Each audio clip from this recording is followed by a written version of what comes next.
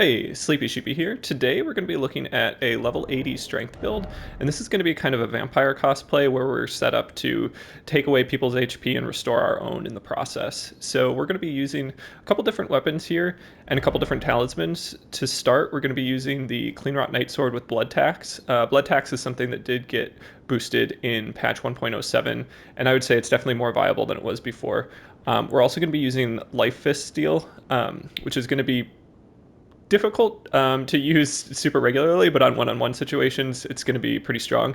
And then we're also going to be using the Godskin Swaddling cloth, which has pretty disturbing name, but it's a useful talisman in this type of build. And then we're also going to be using the Assassin's Crimson Dagger talisman, which restores HP on critical attacks. So those four things together are going to be used to restore our own HP in the process of removing our opponents, and we'll just kind of be cosplaying a vampire in that sense. Some additional aspects of this build that I'm going to be using are Endure, which we'll talk a little bit more about this later, but that's going to be useful for landing our Blood Tax and Lifesteal Fist. And then we're also going to be using Flaming Strike, which is going to be a turn and burn if we're being pressured by multiple opponents. And then Thunderbolt, which is also going to be useful if we have people that are playing pretty passively or mages. It's just a useful Ash of War to have on this sword. And because the sword is farmable, I feel really pretty good about recommending using different Ashes of War on a bunch of different swords, since you can get as many as you want. So that's going to be the setup in terms of weapons. And then we're also going to be using the Shard of Alexander to boost our Ashes of War, the Erdtree's Flavor +2, and then Bulgoat's Talisman to raise our poise. We're going to be going for a decent amount of poise after the patch. Poise is more important than it has been in the past, and I would say Bulgoat Talisman is probably going to replace the Shard of Alexander in a lot of my builds. You get more base poise from a lot of different armor sets that are a little bit lighter, so you're able to hit these higher poise breakpoints a little bit more easily than you were before. But the Bulgoat Talisman, especially at mid-level range, I think is going to be pretty useful. And then as for stats, we're going to have 44 Vigor, 27 endurance, and then 40 strength, and then everything else is just the base stats for my vagabond class. As for the tiers we're using, we're going to have the strength not crystal tier, which just boosts our strength, and then the crimson bubble tier. These are fairly flexible. I always like the crimson bubble tier unless I really need something else for a specific build, but then the strength not tier is kind of optional.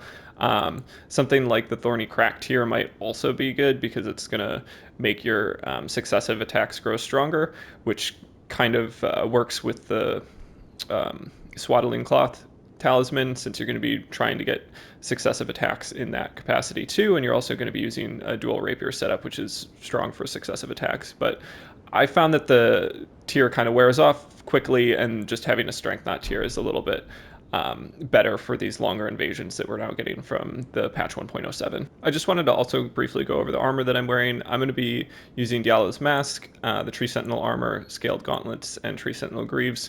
This hits a 101 poise breakpoint, which is pretty solid. I suggest over 88 poise for pretty much all builds, especially if you're going for something like successive attacks where you don't want to get poise broken too easily. But these are fairly flexible. I kind of went for fashion. I felt like this mask definitely worked with the vampire type cosplay, but the rest of the stuff is mostly just for poise and fashion. So you can mix and match. If you wanted to go for a higher poise setup, that's totally fine, but this is how I went. Next, I wanted to go over the moveset that we're going to be employing for this build. So we're going to be trying to restore our HP as often as possible, just because we're going for something that's kind of a vampire build. So the easiest way, I think, is to use the Swaddling cloth talisman, and you don't have to land a full L1 chain or something to get that to proc. You can, break it up a little bit, get some running heavies or something in there. It doesn't have to be like one full chain. Successive attacks are gonna kind of compound over a little period of time. So don't feel like you just have to keep spamming L1. You'll probably proc it even if you just, land some regular light attacks or heavy attacks. So that's going to be the first way that we're employing this build. And then the next is we're going to switch to our offhand, use Endure, and then use Blood Tax. So this is going to give us hyper armor throughout the Blood Tax animation, which is going to be really strong and just means we're more likely to land it. It's a decent Ash of War now. It comes out faster than it did before, but it's still like very focused, and the tracking between the different pokes is okay, but not great. I think a really fun buff for it would be if you could really just change directions completely while in the middle of each poke, but I'm not sure if that would be overpowered. I think it's pretty solid as is, especially if you're in a hallway or something. And then the other setup we're going to be going for is using Endure again, and then going for the Lifesteal Fist, which is kind of hard to land, but when you have Endure on your side, it's pretty easy to land most things, and we'll talk a little bit more about that later.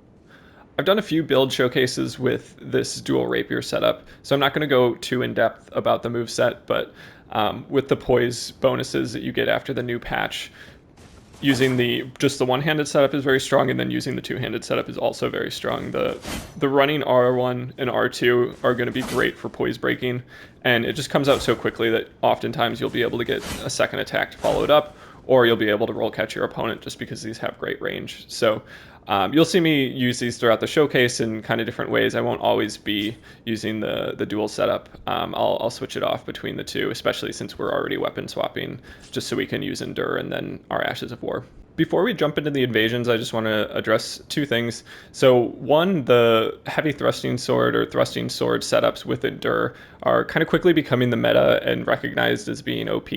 So I probably won't use these too much in future builds, but a lot of these clips that I took and the build development took place before it was really established that this was going to be a little bit meta and a little bit overpowered. Endure is especially powerful.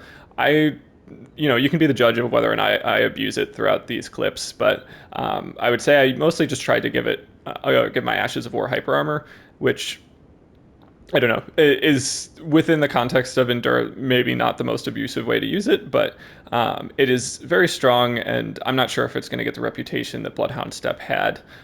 Also, like, if you want to use Endure, that's totally fine. I'm not going to judge you. You can play however you want. But generally, I try not to use some of the most OP stuff, but a lot of this stuff kind of came out after a lot of my clips were taken, and I had already developed this build, so I was aware that Endure was very strong, but I don't know if I recognized fully how overpowered it was. I think G9 put out a good video just kind of calling out Endure and thrusting swords as being stronger than they should be after this patch, and this build is employing both those. I usually try not to abuse anything too much, but you can definitely be the judge. The other thing I wanted to mention is that I'm going to be using phrases like damage negotiation pretty frequently, and I've seen in some of the comments people think that I mean damage negation. Negotiation has a couple different definitions beyond just like bargaining.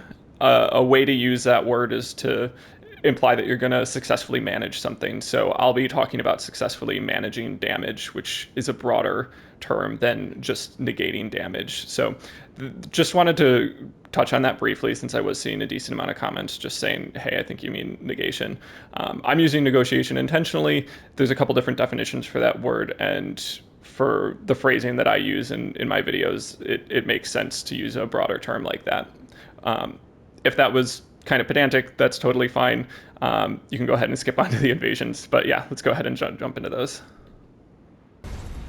Alright, so this first invasion is a kind of chaotic 3v1 where we have everybody using swords with decent amount of range and pretty quick attack speed. So we have somebody using a single katana, somebody using double katana setup, and then somebody using dual straight sword setup. So there's a lot of potential high DPS weapons out here. But I am able to get a backstab real quick, which gives me some nice iframes to deal with that first phantom. And then you'll notice that I'm beginning to use the Lifesteal Fist. I felt like it'd be kind of nice to get a Lifesteal Fist kill here, as well as take advantage of the iframes you get from being in that critical animation. So I'm using Endure to just kind of negotiate some of the damage, and then I'm also trying to get that extra hyper armor just so I can get off the Lifesteal Fist. So as everybody kind of comes in close and approaches here, I do use Endure and then get the Lifesteal Fist kill off this first Phantom, which feels pretty good, and then also restores a non-negligible amount of HP. So it is both kind of a cool flex and practical in that sense, especially if you're using Endure, which is going to help you just kind of deal with the whole damage intake and poise damage intake that you're getting when you're trying to land Lifesteal Fist. And then I do switch over to Blood Tax, which does give me a little bit more HP. You can see that I'm getting fairly frequent HP recoveries just from the talisman that gives me HP off successive attacks, as well as the Blood Tax Ash of War. So overall, I would say this is fairly viable. I haven't really thought of HP recovery through talismans and Ashes of War as being super viable, but this invasion is kind of a good example to show that the HP you do recover is going to add up over time and really help you in the later stages of the fight. So I would say that is kind of a surprise with this build, and I'll probably experiment with this more in the future. I had a lot of fun with it. Right there you can see I try to land the Lifesteal Fist, and I get the damage proc that comes with landing just the connecting the grab, but it doesn't follow through. So that happened to be a couple times, and I'm not sure exactly the reason for it. To my knowledge, if you do land the grab and the hitbox connects, you should be getting the full critical animation, but in that case it didn't follow through. I would say in terms of percentage of that times of that happening, it was maybe like close to 1 in 8, 1 in 10. So it doesn't happen so frequently that you can't use Lifesteal Fist, but it is something to be aware of, that even if the timing is right and the hitbox is right, it's possible that it won't, perform the crit animation. So this person is doing pretty well with their dual straight sword setup. However, they are down to very little HP, and I'm able to finish them off. But I was out of heals and only had a little bit of HP left. So the amount of HP that I accumulated throughout the duration of that fight really ended up mattering. I think without it, I would have died for sure. And then this next invasion is maybe less of a showcase of the build and more of a showcase of just using the environment to your advantage. So we have this pillar that shoots out fire whenever it's standing up, and if you hit the pillar either with your sword or by rolling into it, it shoots fire out again. So I'm trying to use it kind of as a tactical advantage, and I start by kind of baiting them down the hallway and then putting up the pillar, and that isolates this first opponent for me. And I'm not sure if they're the host or not. I probably should have paid closer attention when the host's name was on screen, but either way it seemed like I should probably go for this person. And once they're isolated, I'm able to take them out pretty quickly. And now we have the next two people coming through. And so here you can see I'm able to isolate this second host, at least for a little while, but the Phantom does make use of just the timing between the flame blasts to come down the hallway and start pressuring me. So I run back the other way, and at this point I'm kind of hoping that one Phantom will start running down the hallway while the other Phantom starts back up the flame attack, just kind of a lack of communication. And that doesn't end up happening. I think they kind of got wise to the tactics I was employing, and so they start hanging out back there. I shoot a couple jar cannon bolts at them, and that does some chip damage as well as brings down the tower there. So I'm able to come back down the hallway and just get involved again. And I let them kind of go for some more aggressive attacks now that I'm close. And this is kind of interesting. The host actually lands on top of the tower, goes up, and that gives me enough time and space to just finish off this other Phantom with a few quick attacks.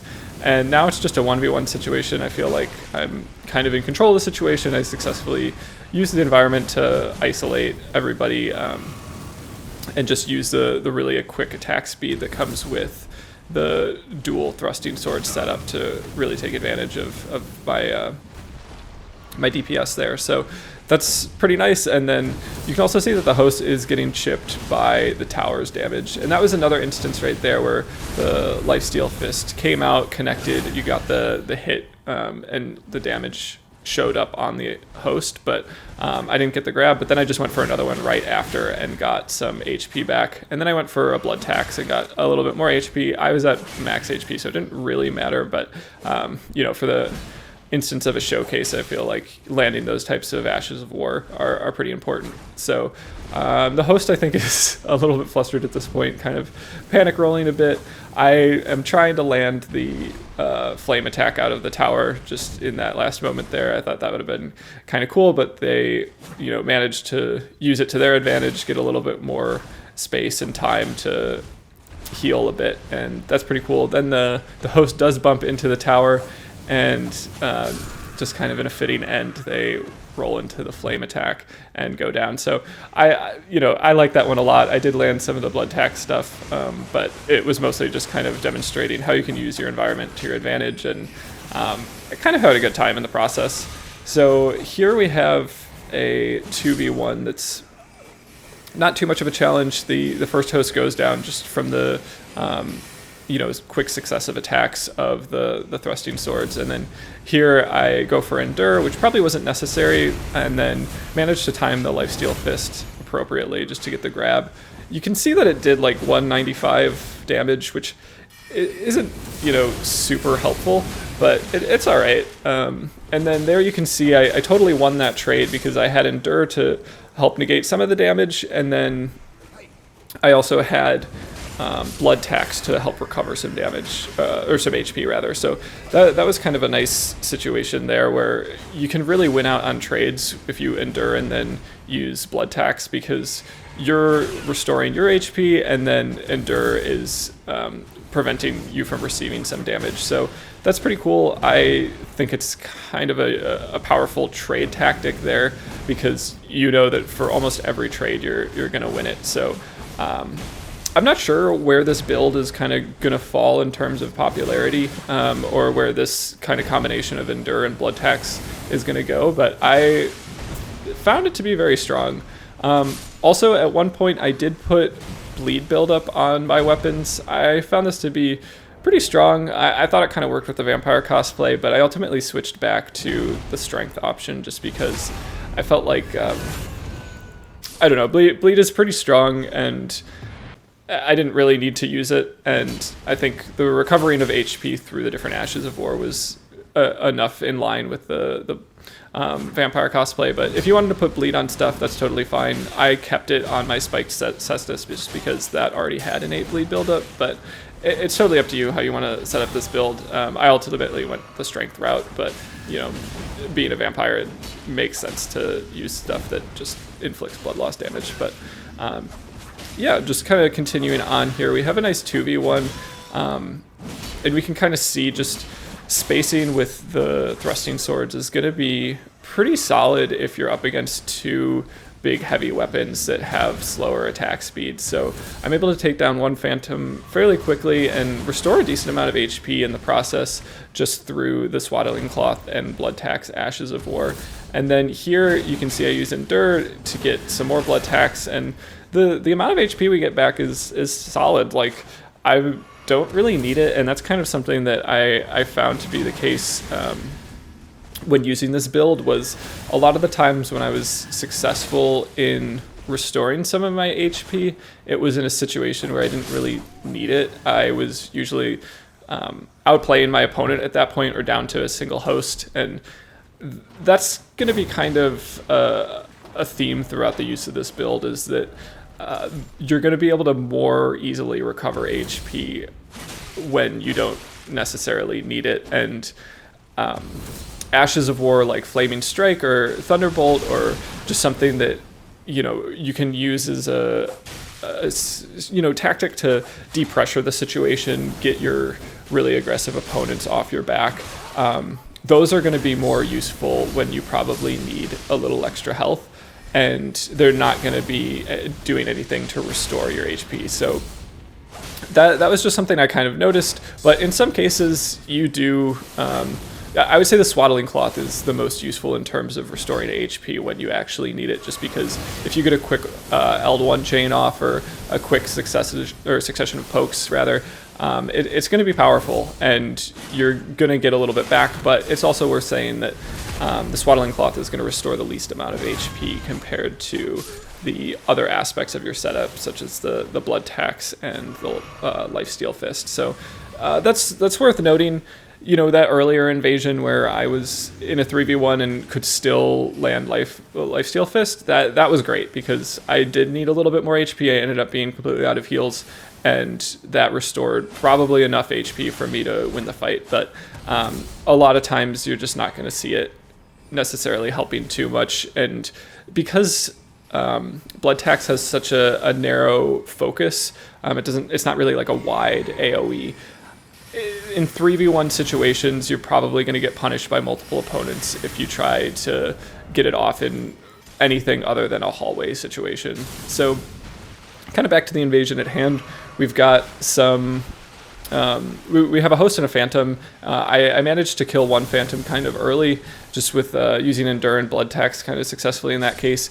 And now that we're down to a 2v1, both of them are staying back and kind of being passive with their spells, but they're not doing a ton of damage, so I'm able to weapon swap over to Thunderbolt and get 2 Thunderbolt offs on the Phantom there, and that was enough to take away probably 2/3 of their HP, and I'm able to just kind of rush them with that added pressure of them being down HP and finish the kill there. And then now it's a 1v1 situation, and I'm definitely a little bit less concerned. I've got 4 heals left, and so I feel like it might be a good time to just kind of showcase the timing for the different Ashes of War. But you can see here, like, I'm not under too much pressure, and so I feel more comfortable showcasing this stuff, whereas if it was, you know, extremely viable, I would be using it throughout the invasion fairly consistently. But one thing to note was a little bit ago there was a shield up, and I landed the hit of the Lifesteal Fist, but it didn't connect, and that was something that I noticed, was that having shields up is a good counter to Lifesteal Fist. It does successfully block them, which is not the case for Inescapable Frenzy, which is kind of the other popular grab attack that got buffed in 1.07. So that's something to be aware of. It's, you know, still kind of strong in terms of how much HP it recovers, but it is blockable, and it doesn't do too much damage to your opponent. Now, I didn't go into the details to figure out what was the most optimal way to make Lifesteal Fist extremely strong. There may be other ways to buff it, and that's definitely worth looking into, but in general, I just kind of knew that I'd be recovering HP. That was the theme of the build, so that's where I left it. And that's something I do want to bring up in general, is I try to create builds that are pretty optimal in terms of showcasing what I want people to see. But there's definitely going to be elements of these builds that could be improved upon. My build creation process is definitely not perfect. There's so much in Elden Ring that different buffs, or, you know, using different aspects of incantations or spells or something to make something stronger is probably always going to be around. And I'll try to make something that's practical for my play style, and hopefully, you know, it's practical for everyone else to use, but it's not always going to be possible for me to maximize everything to the full extent. And so if you have suggestions or recommendations about how something could be better, definitely let me know in the comments, or, you know, just kind of share that information with other people, because I try my best here, but I'm definitely not going to get it right every time, and there's always more ways to improve upon things. So that's just kind of a general thing I wanted to mention. Is I'll see comments on some of my videos that just mention, like, oh, you should do this, or this is a different way to improve things. And in some cases they will be, or sometimes, you know, it's a recommendation for, you know, something that buffed something before a certain patch, but it's not the case anymore that it buffs it anymore. So I'll try to, you know, see those comments and just, you know, say, yes, that's a great idea, and update my description for the video. If I see a really good idea, I'll, you know, add that to information that I want to share with people through the description.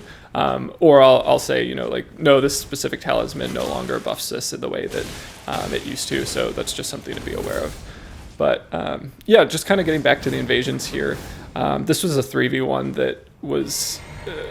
it kind of got away from me for a little while, I would say. They used Dragon Breath pretty successfully, but I was able to kind of get out of that situation. Dragon Breath being nerfed in 1.07 was really helpful. It no longer staggers you as much, and it no longer does as much rot damage, so that's great. And eventually it's just, you know, a one-on-one situation here, and I use Blood Tax to pretty much finish off the kill here. And that's one thing to know: if your opponent is going up a ladder, you can just start spamming fan daggers, and that will stun them every time they hit, and then eventually they'll just kind of come down the ladder. So as long as you can keep the angle right so that you keep hitting them with the fan dagger, it's almost a guaranteed way to stop them from going up a ladder. So that's, you know, just kind of a good tactic that I like to employ, and definitely recommend if you have somebody running away. Speaking of ladders, this next invasion, I kind of came up a ladder into a bit of a sticky situation, I would say. There was somebody with dual curved swords that both were seppuku'd, and then somebody with Moonveil. So that's, a very scary combination. But in 1.07, the amount of status buildup that comes with dual wielded swords or weapons in general is less now than it used to be. So that might have been an instance where I got one shot by the dual curved swords with seppuku, but in this case they didn't do enough bleed buildup to kill me, and that was awesome. That's, I think, a change that we're all really happy to see. Is status buildup is still a thing and it's still scary, but it's a lot more manageable than it used to be. So I'm, pretty thankful that From Software is appreciating the recommendations that we have and taking them into account. And I think we're only going to see more balanced PvP as time goes on, especially now that the damage scaling is separate for PvP compared to PvE, which was a change that I think everybody kind of always wanted to see in the Souls games, but was never really implemented. I think Elden Ring makes sense because damage output it's necessary for it to be really high for PvE, but it's not so much necessary for PvP.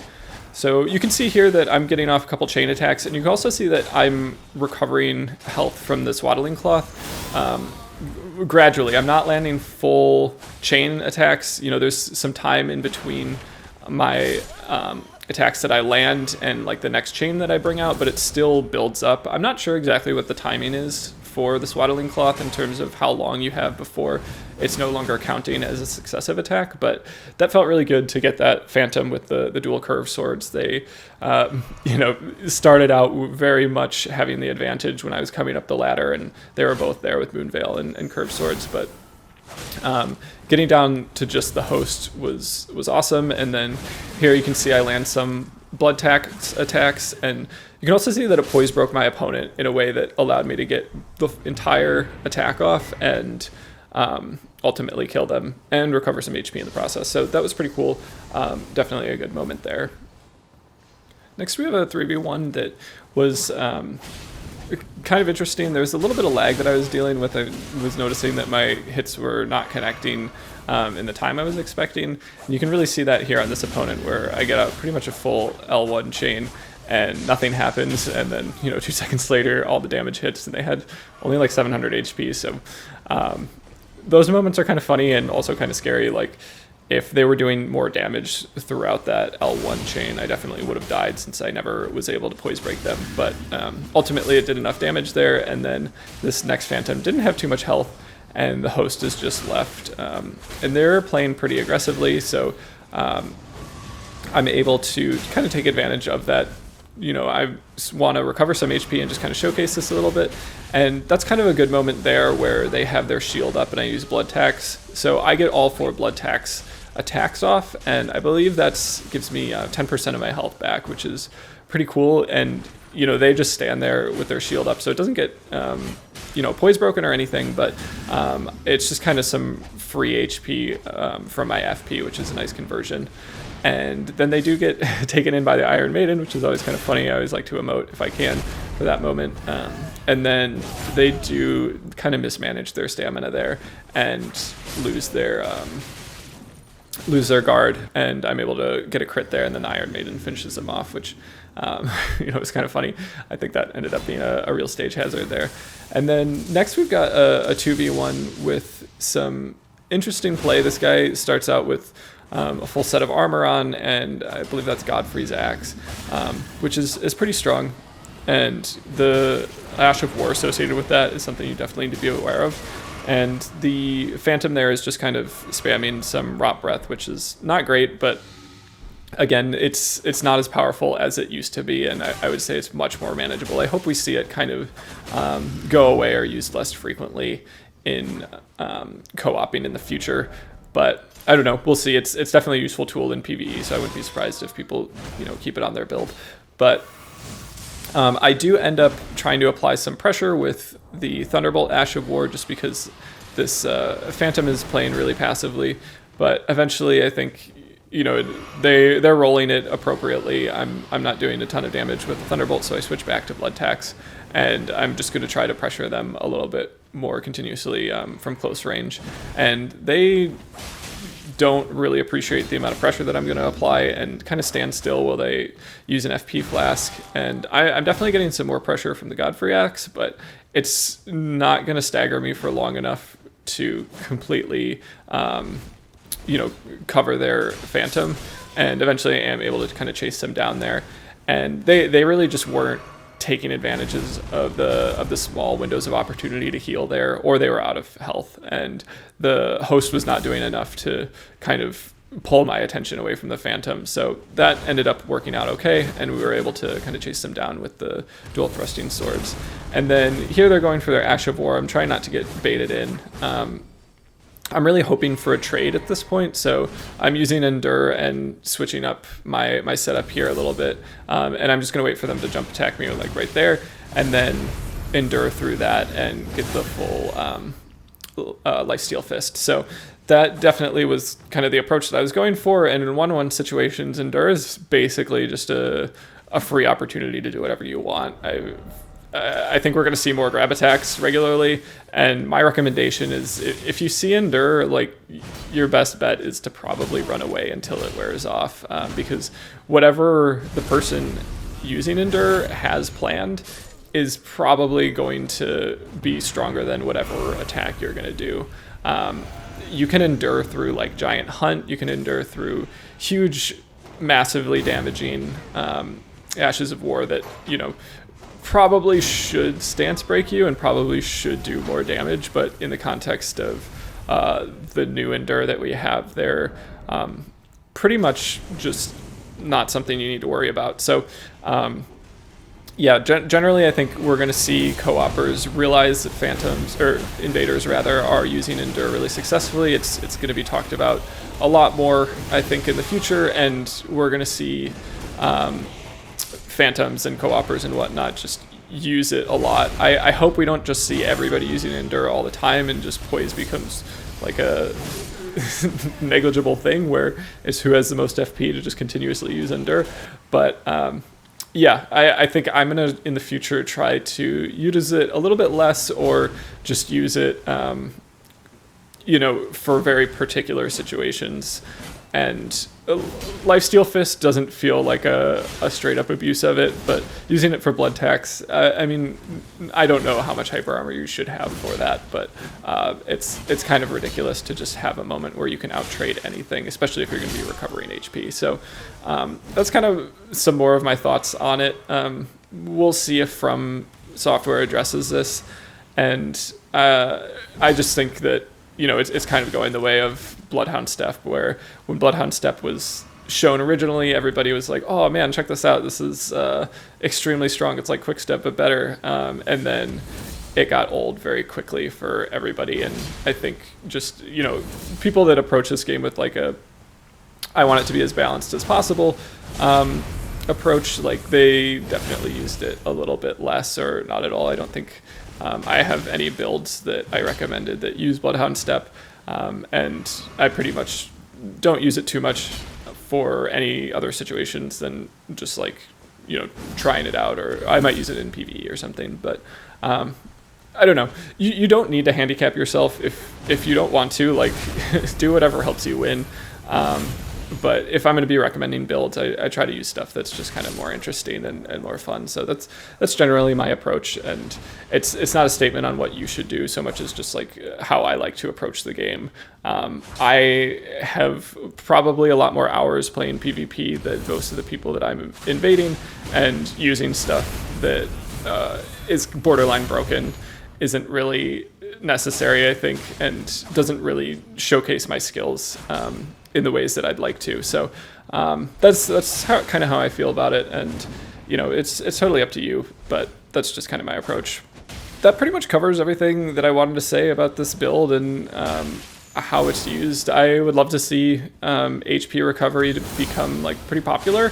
I think it's a really cool aspect of this game. It's more neat, I guess, than just like the incantations that give you HP back, because it really encourages aggressive play and allows you to win trades that maybe you wouldn't in the past. So I think it's cool. I normally don't do this much commentary, but I felt like I kind of had a lot to say just with the new patch and with this build in particular, and I don't know. This is going to be pretty interesting. This last fight is just going to be me using fist weapons against fist weapons. We both have Lifesteal Fist on there, so I thought it was kind of funny. Just a good little like back and forth with fist and claw weapons. But yeah, that's all I got to say. And thanks so much for watching. I'll let the outro play in just a second.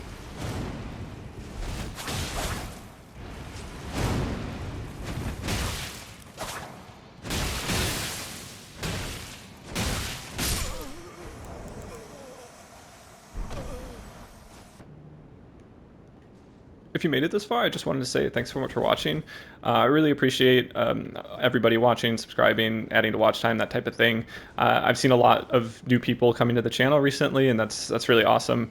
I appreciate everybody who's kind of joining for the first time, and people who've been here since the beginning. It's really cool to see this kind of snowball a little bit. So I just wanted to say thanks, and if you have specific things that you want to see showcased in future builds, definitely let me know in the comments, or if you have thoughts about this new patch, I definitely like to hear them, because the more people who try stuff out and see stuff that works and what doesn't work, the more knowledge we'll have about these kind of massive changes that we've seen recently. So yeah, thanks so much and have a good one.